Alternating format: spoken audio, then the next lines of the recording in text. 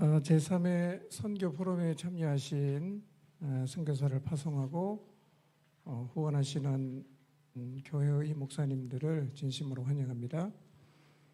이렇게 선교에 관심을 가지고 또 헌신하시는 목사님들을 모시고 함께하는 시간을 갖고자 전임 김용혁 이사장님 때 시작된 선교 포럼이 이제 세 번째 3회가 되었습니다. 횟수가 더해지면서 점점 많은 분들이 참여하게 되어서 너무 기쁩니다. 이렇게 선교에 헌신하시는 목사님들과 교회가 있었기에 우리 교단 해외 선교회가 760명의 선교사를 파송할 수 있었고 또 그 사역을 지속할 수 있었으며 그래서 침례교 해외 선교회가 오늘 이 자리까지 올 수 있었습니다. 침례교 해외 선교회의 오늘 이 자리에 계신 여러 목사님들과 교회의 헌신의 열매입니다. 땅끝까지 복음을 전하라는 주님의 명령에 묵묵히 순종하신 목사님들과 교회의 섬김과 헌신에 깊은 감사를 드립니다. 앞으로도 해외 선교회는 지역 교회들이 선교 사역을 잘 감당하도록 섬기고 또 안내하고 함께 갈 수 있도록 열심히 노력하겠습니다. 특히 선교의 동력이 떨어지고 있는 이때 우리 모두의 힘을 좀 모아서 선교 위기를 잘 극복하게 되기를 바랍니다. 또 이 자리에 함께 하신 선교사님들도 진심으로 환영합니다.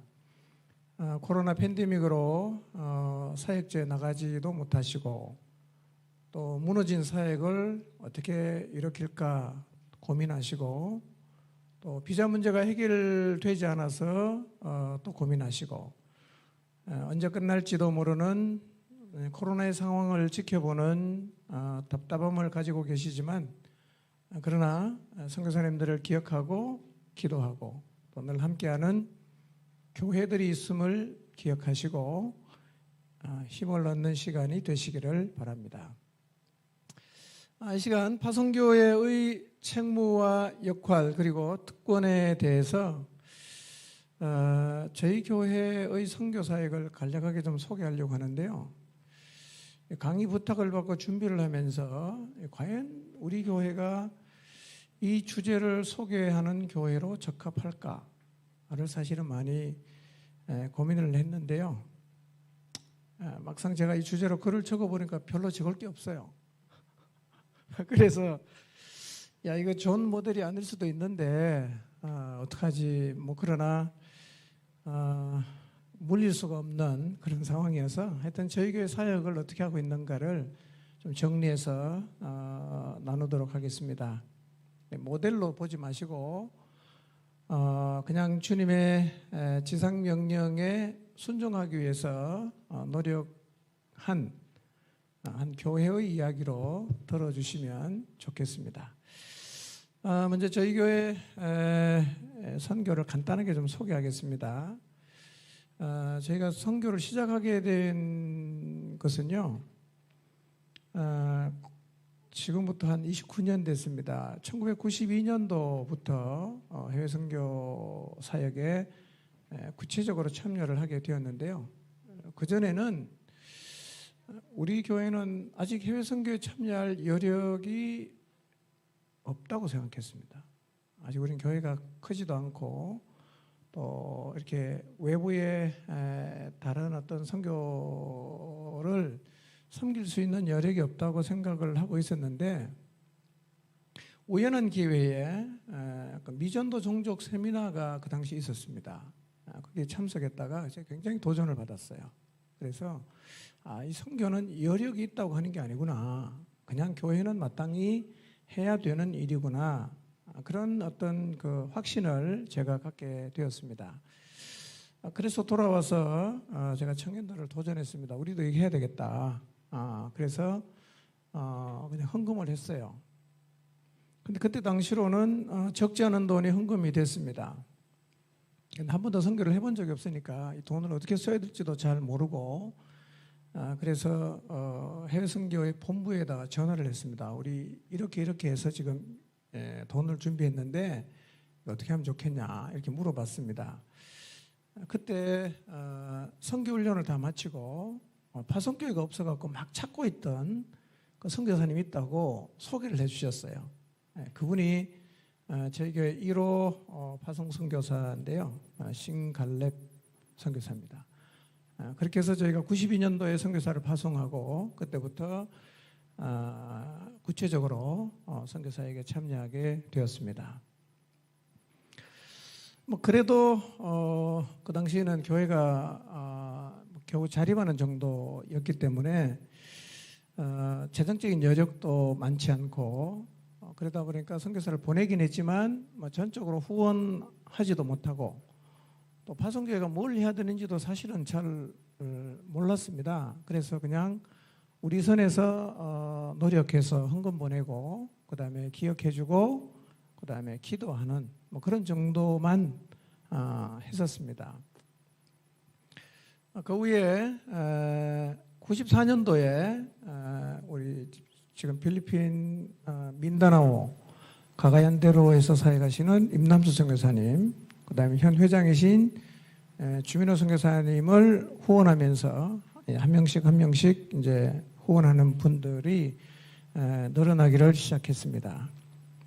이제 그렇게 참여를 하면서 이제 많이 배웠습니다. 옆에 교회도 보면서 배우고 또 세례 참석에서도 배우고 이렇게 저렇게 선교를 어떻게 해야 되는가에 대해서 많이 배우고 도전받으면 또 실행하고 하여튼 그렇게 달려왔습니다. 정리된 건 아닌데 제가 이제 강의를 준비하면서 저희 교회가 가지고 있는 그 선교에 대한 몇 가지 원칙들이 있더라고요. 뭐 하여튼 그렇게 만들어진 게 있어요. 그걸 간략하게 먼저 소개하겠습니다. 첫 번째는 선교 재정은 줄이지 않는다. 원칙을 정하고 시작했습니다. 그러니까 어떤 일이 있어도 선교 재정은 줄이지 않겠다.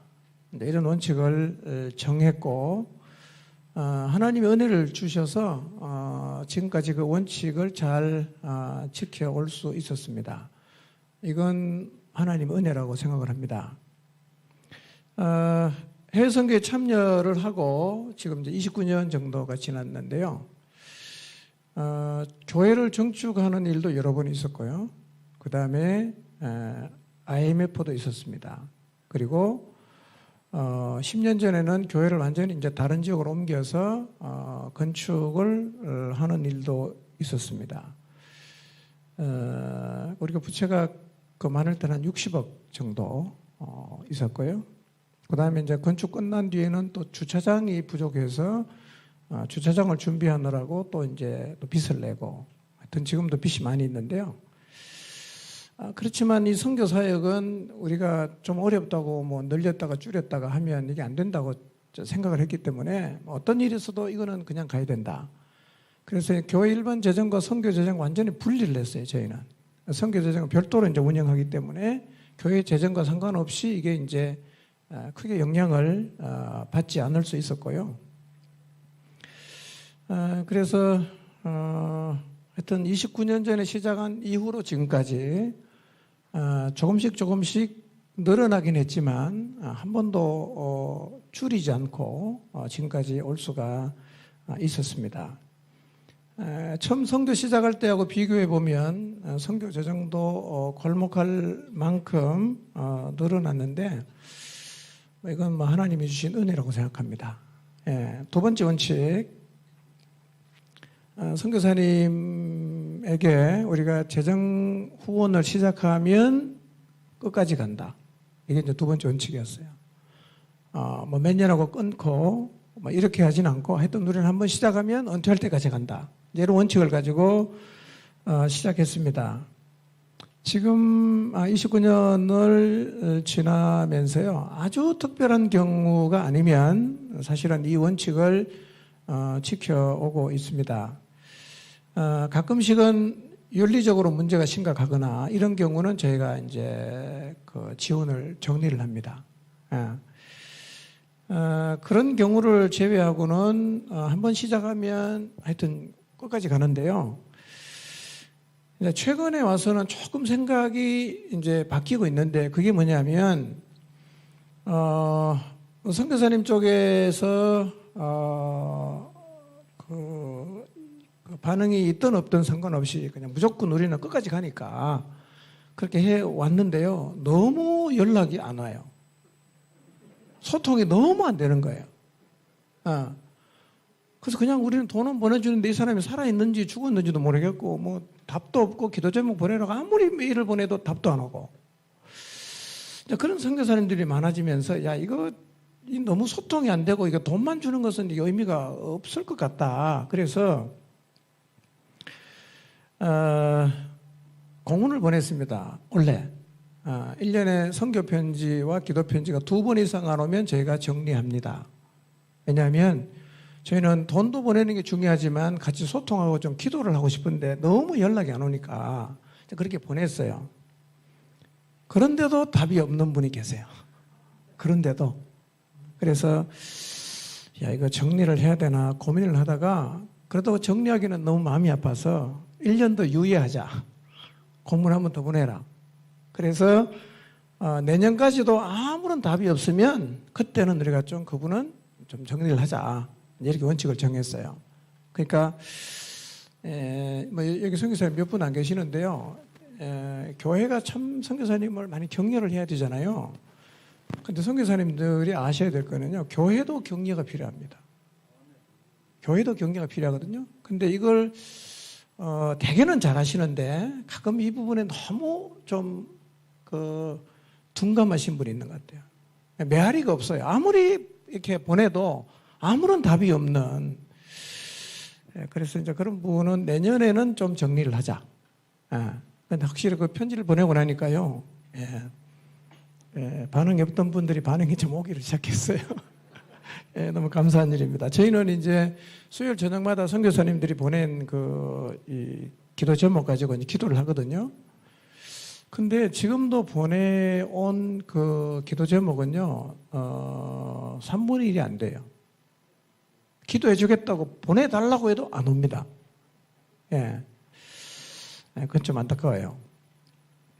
그 다음에 세 번째는, 특히 이제 저희가 파송한 교회일 경우에는 가능하면 단기팀이 좀 많이 가서, 선교를 지원해주고 또 동력을 좀 일으켜 주자는 그런 원칙을 갖고 있습니다. 저희가 이제 1호로 파송한 선교사님이 신갈렙 선교사님인데 그 당시에 중앙아시아 카자흐스탄에서 사역을 했습니다. 근데 이제 주로 그 행정 코디나 이런 일을 많이 하다 보니까 우리가 진짜 가서 좀 선교를 돕고 싶은데 선교지가 없었어요. 저는 늘 안타까웠는데 근데 또 그게 은사니까 거기 있는 선교사님들이 당신은 이거 참 하면 좋겠다 이렇게 해서 사실은 사역을 못해서 우리가 가서 돕고 싶은데 사역지가 없으니까 그게 좀 안타깝긴 했지만 그래도 카자흐스탄을 위해서 우리가 좀 희생을 하자 뭐 이런 측면으로 그 일을 하게 했는데 그러다가 이제 그 수도에서 기차로 24시간 떨어진 이 끄슬로르다라는 지역으로 우리 선교사님 갔어요. 그리고 우리가 매년 갔습니다. 한국에서 알마티 가서 기차 타고 24시간 가서 거기에 내려갔고 그 고려인들이 좀 있더라고요. 만나서 전도하고 이걸 우리가 계속 했고요. 그 다음에 이제 그분이 이제 카자흐스탄 사역을 마무리하고 남아공으로 갔습니다. 그때부터 남아공을 또 계속 갔어요. 그래서 이제 카자흐를 그렇게 열심히 가다가 왜 갑자기 안 오냐고. 일단 우리는 파송 선교사님 중심으로 우리가 도와줘야 되니까 이제 그렇게 설명을 했는데요.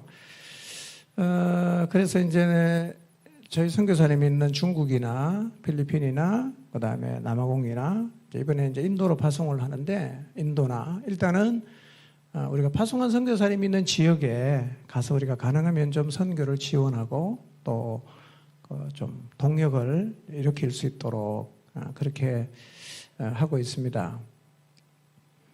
그런데 단기 선교를 가보면 선교사님을 격려하고 또 사역을 돕는 것도 이게 의미가 있는데요. 실제로 가보면 교인들이 굉장히 열정을 갖고 돌아옵니다.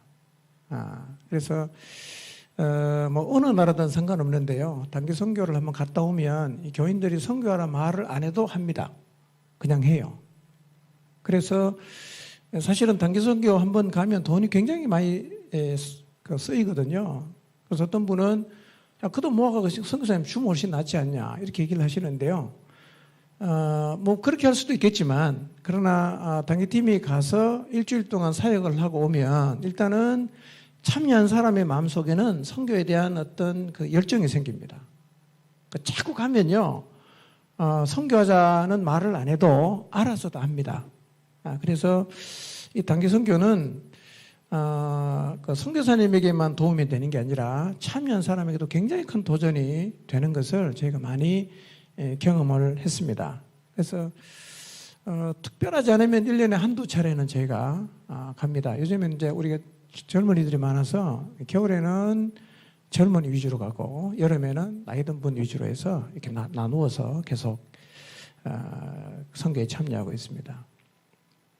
네 번째 원칙은 파송교회 선교사의 경우에는 하여튼 우리 교회의 멤버십을 좀 갖도록 저희가 많이 노력을 합니다. 그 선교사 안식관이 많이 좀 부족하다고 하는데요. 근데 선교사님들이 안식년에 들어와서 가장 선호하는 지역이 서울입니다. 그 다음에는 대전이에요. 그 나머지 지역은 선교관이 있어도 거의 안 오세요. 안 옵니다. 있어도. 그래서 저희가 그 포항에 선교관을 마련했는데 안 와요. 텅텅 비어 있으니까 관리도 너무 힘들고 없앴거든요. 그러니까 지금 하나 저희가 이제 게스트하우스 만든 거는 장기 체류 목적은 아니고 길어도 일주일 이상은 저희가 이제 안 빌려드립니다. 왜냐하면 여러분이 이제 계속 와서 사용할 수 있도록 하기 위해서. 의외로 이제 포항에 한동대가 있으니까요. 그 자녀들이 한동대에 가서 오는 경우도 많고, 그래서 짧게 이제 쓰는 용도로는 우리가 그 게스트룸을 쓰지만 이게 만들어놔도 장기 체류는 거의 이제 안 하더라고요. 지방에는 안 오세요. 그렇지만 우리 파송선교사는 오면 살게 합니다. 거기 이제 1년 정도 살면서 우리 교회 출석하고 또 그 목장에 소속이 됩니다. 그 목장의 그 구성원으로 한 1년 정도 살다가 이제 나가면 이제 가족이 되죠. 확인할 수 있고요. 굉장히 멤버십이 이제 서로 확인될 수 있는 그런 기회가 됩니다. 그래서 특별한 일이 없으면 포항에서 같이 예배드리고 목장 예배도 참석하고 수련회도 참석하고 이렇게 해서 어쨌든 파송선교사님들은 우리와 한 가족이다라는 이 멤버십을 갖도록 저희가 많이 노력을 하고 있습니다. 물론 뭐 선교 후원과 관련해서 다른 교회를 방문하거나 이건 다 자유입니다. 자유롭게 하되 그러나 갈 데가 없으면 포항에서 우리 교회 나오고 목장에 참여하고 그렇게 하도록 합니다. 그래서 파송선교사의 경우에는 소속된 목장이 다 있습니다. 남자이자 따로 목장에 소속이 되어 있고요. 오면 이제 그 목장으로 가면 이제 거의 다 친합니다. 자주 이렇게 지내다 보니까 낯설지 않고 잘 지내고 있습니다. 그 다음에 다섯 번째 원칙은 파송은 저희 교회 출신만 이제 하는 걸 원칙으로 정했는데요. 이 부분은 제가 좀 오늘 우리 교단에서 파송 교회가 없는 선교사님이 150명 되죠. 그 얘기를 듣고 제가 이거 좀 보완해야겠다. 뭐 그런 생각을 좀 하게 됐습니다. 예. 저희는 초기에 선교 자원이 없을 때는 이제 저희 교회는 선교사 갈 사람이 준비 안 돼 있고 그래서 이제 선교부하고 협의를 해서 보냈습니다. 근데 이제 지금까지는 가능하면 우리 교회에서 잘한 사람 중에 갔으면 좋겠다.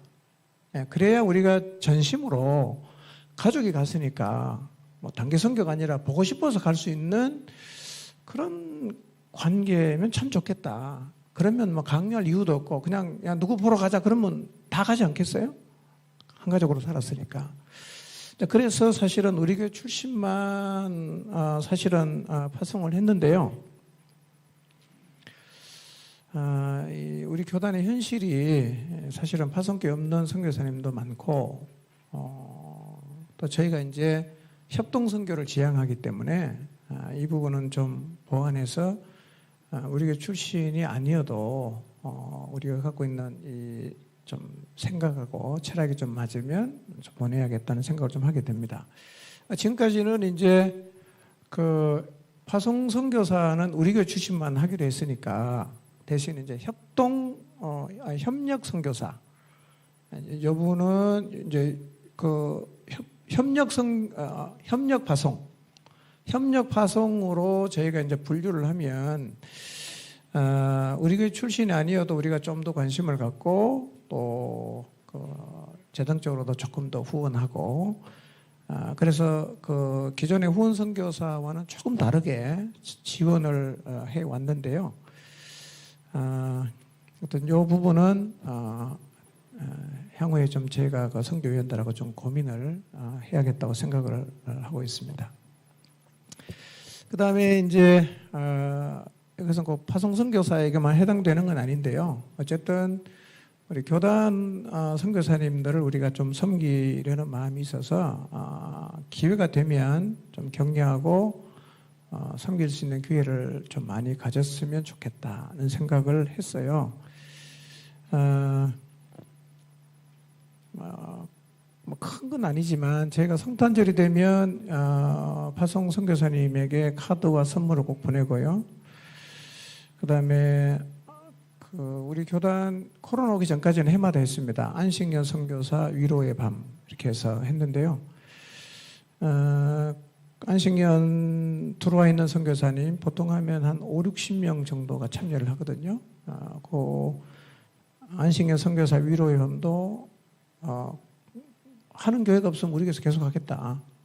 그렇게 해서 이제 여러 해 동안 했고요.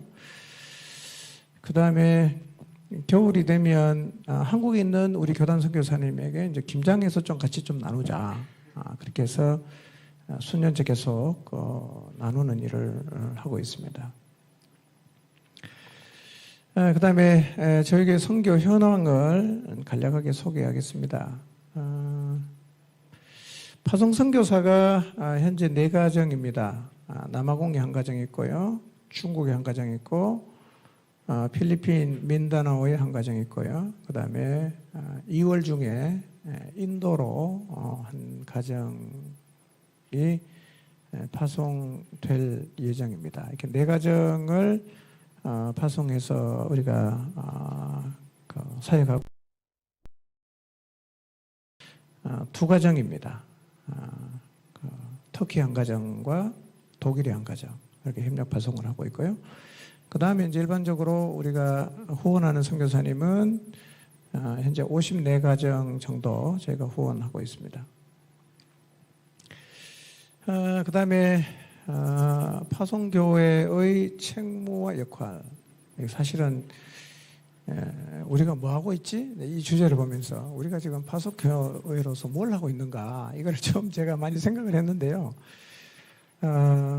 하여튼 정리된 대로 간단하게 좀 나누겠습니다. 저는 파송교회 책무와 역할은 파송선교와 선교사와 파트너십을 가지고 함께 가고 그 다음에 일정 범위 안에서 책임을 지고 기도하고 섬기고 그렇게 해서 파송선교사와 함께 영혼 구원의 역사를 이루어가는 것이라고 생각을 합니다. 이 파송교회의 책무와 역할을 감당하기 위해서 먼저 저희가 이제 기도 후원을 많이 합니다. 파송선교사를 위해서 수요 기도회 때 기도 제목을 보내주신 선교사님은 계속 기도를 합니다. 안 보내주면 뭐 어쩔 수 없고, 물론 이제 특별한 일이 있을 경우에는 전체 교회 광고를 하고요. 모든 성도가 특별하게 좀 많이 기도를 하고 평소에는 수요 기도회 때 제가 계속 기도를 하고 있습니다. 재정 후원입니다. 재정 후원은 매월 저희가 재정 후원을 하는데요. 사실은 이 액수를 아까 총 회장님이 파송교회에서 한 30에서 40% 정도를 하면 좋을 거다라고 말씀하시는데 저도 한교에서 너무 많이 하면 이제 그게 문제가 생기면 사실은 선교사님 굉장히 힘들어지거든요. 그렇죠. 나눠서 하는 게 참 좋겠다는 생각을 해서 일단 기본은 저희가 이제 100만 원을 시작하는데요. 제 생각에는 150만 원까지는 올려야 되지 않겠는가 이렇게 생각을 하고 점진적으로 좀 올려가고 있는데 근데 지금 문제는 그 신규로 나가는 선교사님이 후원이 너무 안 돼 갖고 이쪽으로 올리려고 생각을 하고 있는데 이쪽은 더 급하니까 사실은 이게 굉장히 갈등입니다. 신규 선교사를 더 많이 지원해야 되냐 아니면 우리가 파송한 선교사님을 좀 더 지원해야 되는가 이게 사실은 갈등이 많이 되는 영역이기도 합니다. 아시는 분은 아시겠지만 우리 교단 선교사님은 다른 교단 선교사님에 비하면 후원이 진짜 안 됩니다. 예, 진짜 돈이 없어요. 우리 교단 자체가 돈이 없고 또 일단 교회 자체가 그렇게 중형 교회가 많지 않잖아요.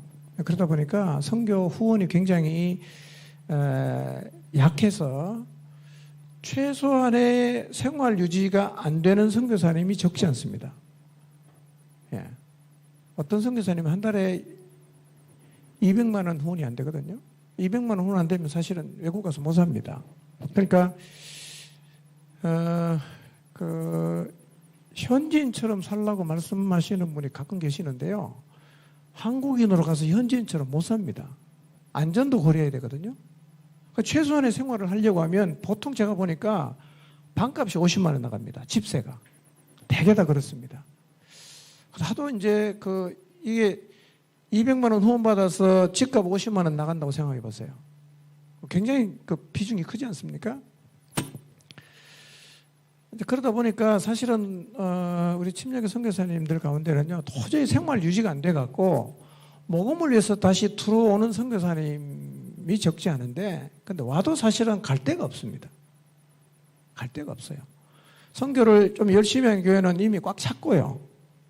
그 다음에 이제 한국 상황이 어렵다 보니까 우리는 뭐 선교의 여력이 없다라고 아예 그냥 예전에 저처럼 우리는 할 수 없다라고 생각하는 분들이 많기 때문에요. 와도 갈 데가 없고 또 나가도 문제고 하답답하 두르긴 하는데 뭐 와도 어디 반기는 데가 없지 않습니까?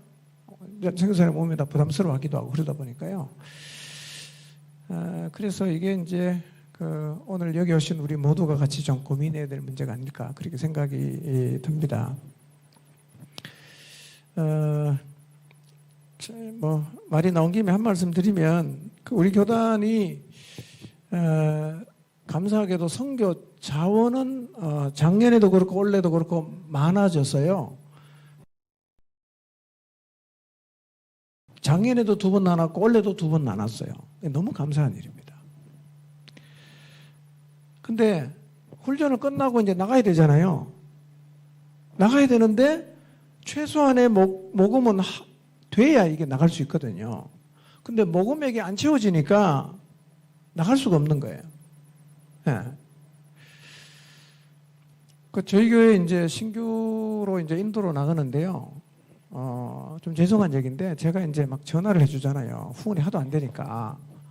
제가 막 전화를 해줬는데 1년 동안 우리 교회 빼고 후원 교회를 6개밖에 못 찾았어요. 1년 동안 제가 전화를 해줬는데도 6개입니다.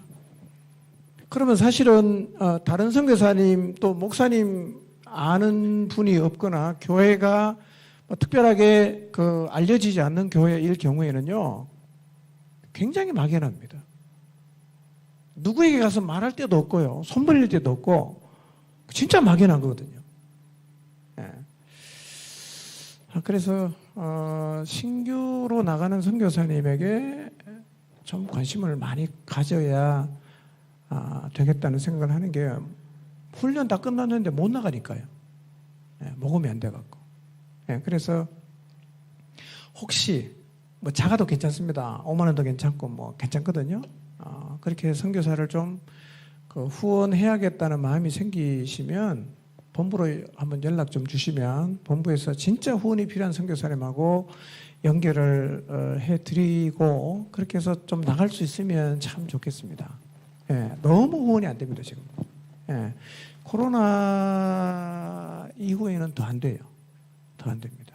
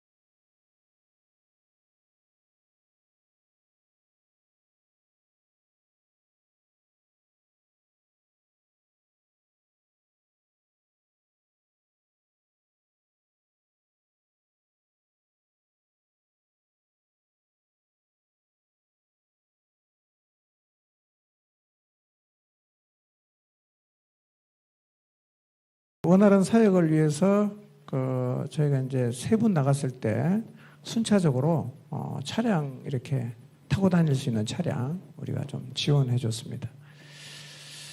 그 다음에 이제 파송한 선교사님은 중요한 결정은 함께 상의해서 을 합니다. 일반적인 부분은 선교제에서 선교사님이 다 자율적으로 판단해서 하시면 되고요. 그러나 중요한 것은 저희랑 상의하게 합니다. 우선 선교지를 결정할 때 저희 교회와 상의하게 하고요. 그 다음에 선교지를 이동할 때 그것도 이제 같이 기도하고 상의하고요. 그 다음에 이제 현지의 상황 때문에 기존에 하고 있던 사역을 할 수 없는 상황이 됐을 때 어떤 방향으로 갈 것인가. 이 방향을 바꿀 때도 이제 같이 기도하면서 상의를 합니다. 지금 저희 파송 선교사가 지금 추방 단계에 와 있거든요. 근데 이제 못 들어가요, 그 나라는. 이제 나이가 이제 50대 후반이거든요. 어디로 가야 될 건가. 하여튼 이제 안식년을 그동안 못했기 때문에 지금 와서 안식년 하면서 다음 사역을 어떻게 할 건가를 잠깐 기도하고 있는데요. 이제 본인 의견도 들어보고 저희도 기도하고 그렇게 해서 하여튼 하나님 인도하심을 잘 받아서 다음 사역지로 나갈 수 있도록 저희가 상의를 합니다. 또 어떤 경우에는 저희 교회가 지정하는 경우도 있어요. 이 나라로 꼭 가라. 우리가 같이 기도하면서 또 준비해 왔으니까 너는 이 나라 가면 좋겠다. 뭐 그렇게 해서 사역하는 지역을 지정하는 경우도 있고요. 일단 저는 그 선교제 사역을 지나치게 간섭은 하지 않는 게 옳다고 생각을 합니다. 자율적으로 하지만 큰 그림은 같이 그리자. 그것까지 네 마음대로 하면 우리는 존재할 이유가 없다. 그래서 그것은 같이 좀 할 수 있도록 하고 있습니다. 그 다음에 저희가 하는 역할은 이제 멤버 케어인데요.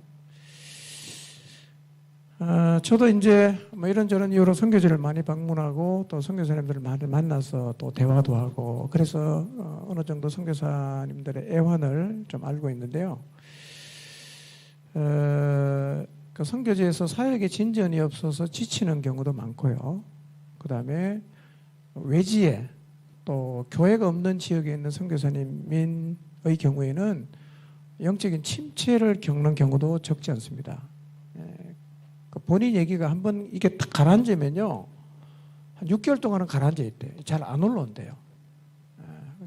그러니까 살아보겠다고 하여튼 성경도 많이 보고 뭐 열심히 하는데도요, 안 살아난답니다. 굉장히 어떤 그 영적인 침체나 탈진이 오면 회복이 잘 안 된다 그래요. 그리고 이제 부부 간의 갈등도 좀 생기거든요. 자, 이런 소식을 제가 들으면 일단 제가 방문을 합니다. 방문을 해서 그냥 여행을 합니다. 그 주변에 좋은 관광지를 좀 잘 이렇게 알아서 가서 이제 며칠 동안 쉬면서 또 같이 맛있는 거 먹고 그렇게 시간을 보내면서 자연스럽게 좀 얘기도 나누고 이제 그렇게 해서 어쨌든 영적으로 좀 살아날 수 있는 그런 도움을 주려고 합니다. 자주는 못 가고요. 부정기적으로라도 그냥 파송한 선교사님은 그냥 신방 가듯이요. 이렇게 방문하려고 하는데 또 우리가 다 한국 목회도 다 바쁘니까 시간 많이 내기는 어렵거든요.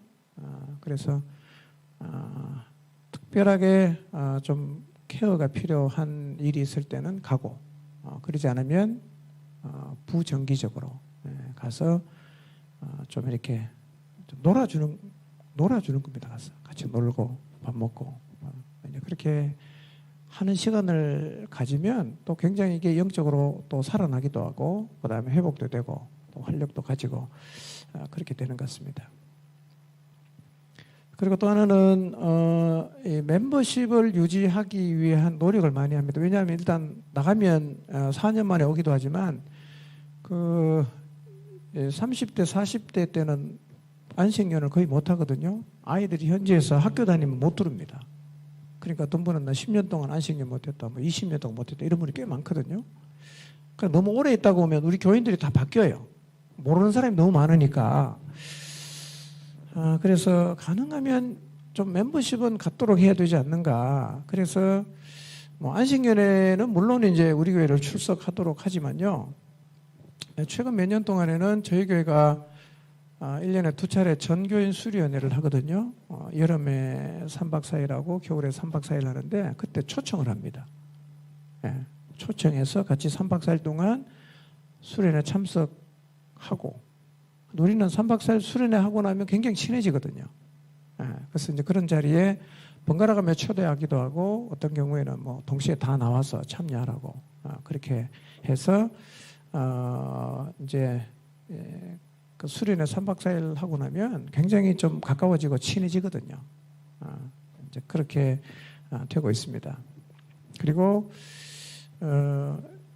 일부러 불러서 가진 않는데 이제 한국에 들어와 있으면 이제 같이 여행을 좀 가끔씩 합니다. 그래서 지금 마침 우리 파송선교사가 다 들어와 있어요. 그래갖고 12월 5, 6, 7인가요? 5, 6, 7 2박 3일 동안 같이 이제 좀 여행하면서 사역을 좀 공유하고 나누는 그런 시간을 계획하고 있습니다.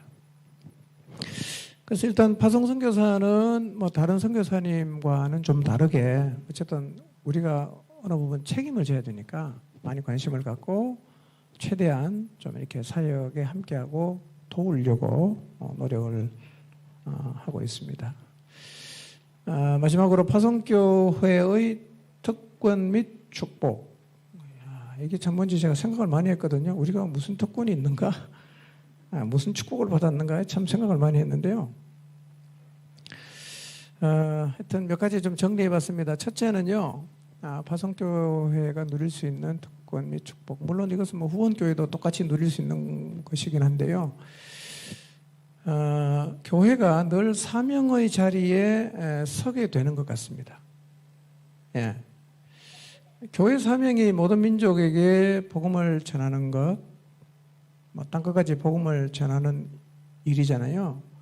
근데 어쨌든 선교사를 파송하고 나면 좋든 싫든 간에 여기에 관심을 갖게 돼 있어요. 그러니까 본질을 놓치지 않을 확률이 높아지는 거예요. 예. 교회가 사실은 길을 잃어버리는 교회도 제가 볼 때는 있거든요. 전혀 엉뚱한 곳에 가서 헤매기도 하고 중요하지도 않은 것에 에너지를 쏟기도 하고 이제 그런 교회들이 있는데, 근데 이제 선교사를 파송하고 선교에 참여를 하다 보면 언제나 교회의 본질의 그 자리에 머물러 있게 되는 것 같아요. 그러니까 이게 선교사를 파송하고 후원한 교회의 특권이기도 하고 축복이 아닐까 생각을 합니다. 그 복음 전하는 일은 뭐 한국에서도 물론 해야죠. 최선을 다해서 복음 전하죠. 근데 그것이 전부가 안 되는 게 땅끝까지 가라고 했잖아요. 모든 민족에게 가라고 했잖아요. 그래서 그 세계 선교는 선택은 아닌 것 같습니다. 이거는 명령이고 우리 모두가 필수적으로 받들어야 되는 것이지, 하고 싶으면 하고 하기 싫으면 안 하고 형편이 되면 하고 형편이 안 되면 안 하고 우리는 어쩔 수 없다, 이렇게 할 부분은 아니라는 생각이 듭니다. 그래서 선교사를 파송하고 또 돌보고 또 참여하는 것은 결국은 교회로 하여금 본질을 추구하는 자리에 머물게 하기 때문에 교회 건강에도 저는 좋은 영향을 준다고 생각합니다. 좋은 영향을 준다고 생각합니다. 그래서 여러분 선교하는 교회들을 보시면 그래도 상대적으로 좀 더 건강합니다. 상대적으로. 왜냐하면 본질을 붙잡고 있잖아요. 계속. 어쨌든 간에 본질을 붙잡고 있거든요. 예. 자, 이것이 저는 우리가 인식을 하고 있든 하지 못하고 있든 파송교회가 누리고 있는 축복과 특권이 된다고 생각을 합니다. 그리고 어쨌든 이제 교회가 선교 사역에 적극적으로 참여를 하고 선교사를 파송하고 단기선교에 참여하고 이렇게 하면 일단 교인들이 같이 가잖아요.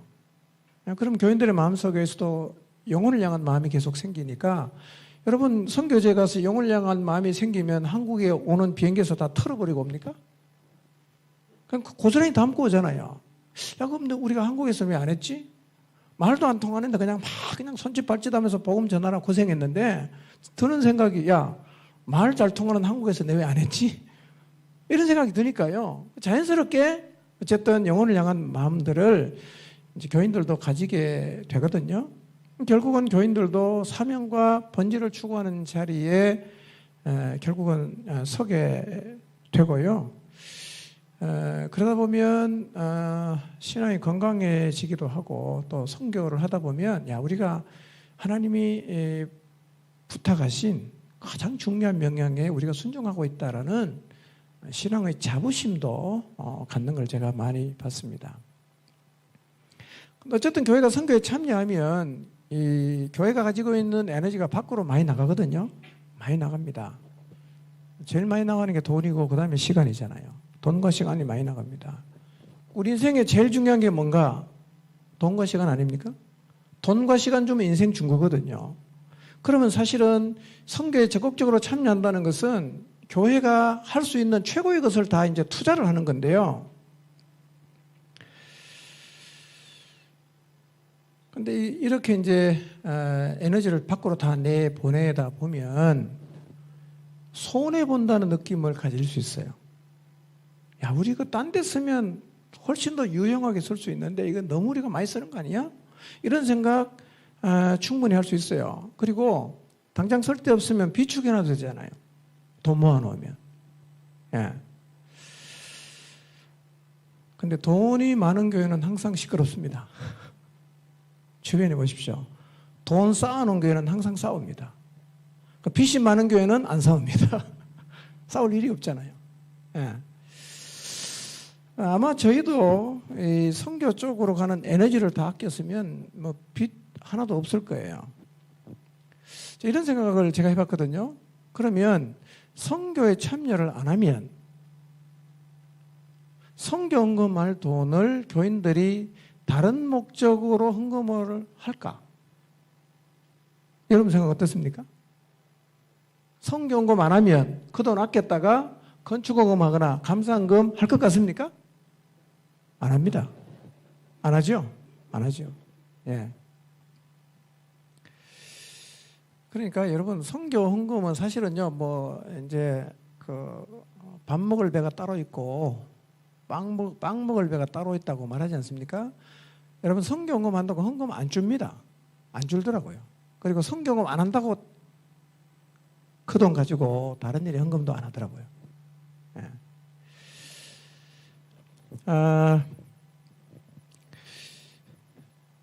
그러니까 선교의 시간과 재정을 투자하는 것은 제가 볼 때는 새롭게 만들어진 에너지입니다. 예. 기존에 있는 것에서 빼게 하는 게 아니고요. 그거랑 상관없이 플러스된 에너지입니다. 예. 그러니까 선교에 참여하지 않으면 안 나오는 에너지가 나온 거예요. 예. 본질을 추구하기 위해서 에너지를 쏟으면요, 저는 에너지가 더 나온다고 생각합니다. 더 나와요. 예, 절대로 있는 데서 나눠먹게 하는 게 아닙니다. 예. 이거하고 이치가 좀 같을 거예요. 여러분 그 전도하는 일에 헌신해 보세요. 목장에 새로운 사람이 나와서 한 명 예수님을 딱 믿어보세요. 그 굉장히 에너지가 나옵니다. 똑같습니다. 선교를 위해서 우리가 에너지를 쏟으면요, 에너지가 더 많이 나옵니다. 굉장히 많이 나옵니다. 예. 그래서 선교에 참여하면 교회가 결국은 본질에 충실하게 되기 때문에 저는 교회가 건강해지고 살아난다고 생각합니다. 이것이 선교사를 파송하는 교회의 첫 번째 특권이요, 축복이고요. 두 번째는 선교사를 파송하고 계속 참여를 하다 보면 전체 교회가요, 나눔과 섬김을 배우게 돼요. 주는 습관이 생깁니다. 주는 습관. 예수님이 주는 자가 받는 자보다 복이 있다고 하지 않았습니까? 선교를 자꾸 하다 보면요, 계속 주잖아요. 계속 퍼주거든요. 그러다 보면 교인들이 배워요. 주는 게 굉장히 자연스러워집니다. 예. 그리고 계속 이걸 반복적으로 열심을 내다 보면 이게 교회의 체질이 됩니다. 퍼주는 게 체질이요, 나눠주는 게 체질이 됩니다. 복이죠, 그 자체가.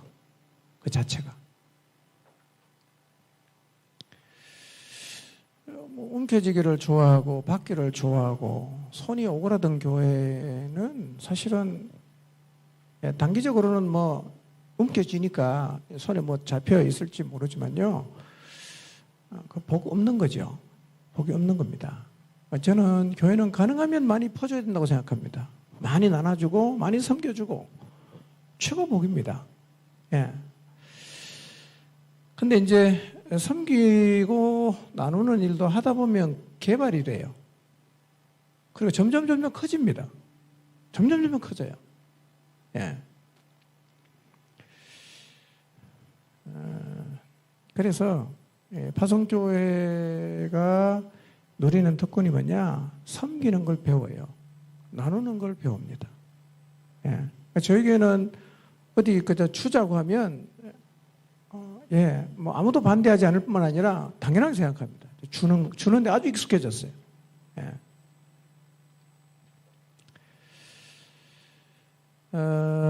세 번째, 선교하는 교회의 특권과 축복이 뭘까?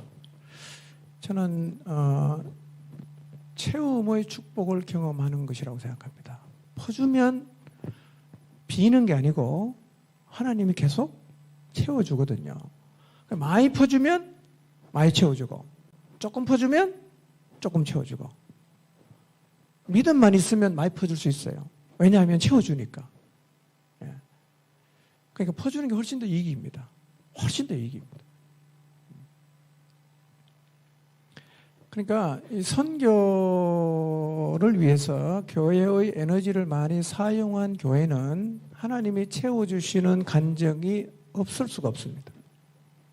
그것은요, 선교를 위해서 나누어주는 교회는 공이 다 갖고 있습니다. 다 갖고 있어요. 여러분, 하나님 기뻐하는 일에 교회가 믿음을 가지고 막 퍼주면 빨리 안 채워주겠어요? 계속 퍼줘야 되는데. 그러니까 퍼주는 것을 좋아라 하는 손길을 통해서 하나님이 계속 퍼줘야 되는데 이런 게는 계속 채워줘야 되잖아요. 근데 주면 안 흘러나가면 하나님이 주시겠어요? 안 주겠죠? 예. 저희 교회를 보면 아주 처음 시작할 때는요, 그 선교하는 액수도 굉장히 작았어요. 하여튼 처음부터 제가 마음속에 가졌던 생각은 선교회는 절대로 줄이면 안 된다는 생각을 갖고 시작했습니다. 예. 자, 그러다 보니까 사실은 저희가 교회를 몇 번 정축하고 개축하고 신축하고 여러 번 했거든요.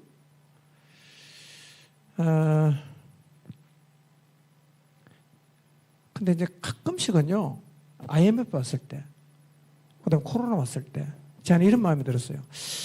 야, 이거 헌금이 줄면 성경금이 안 채워질 수도 있겠다. 만약에 그렇게 되면 어떡하지 이거? 제가 이제 생각을 해봤거든요. 일단 선교사님 후원하는 돈은 일단은 먼저 보내자. 그다음에 나머지 그 다른 부분에 사용되는 돈은 이거는 이제 제 혼자 가정해 보는 거예요. 이거는 조금 늦춰도 되지만 매월 선교사님에게 후원하는 이거는 절대로 멈추면 안 된다. 하여튼 제 혼자 막 그냥 속에서 이제 시나리오를 막 이제 쓰고 있는데요. 한 번도 그런 적이 없었어요. 한 번도.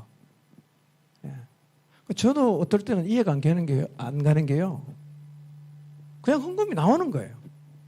왜 나오는지 저도 잘 모르겠어요. 예.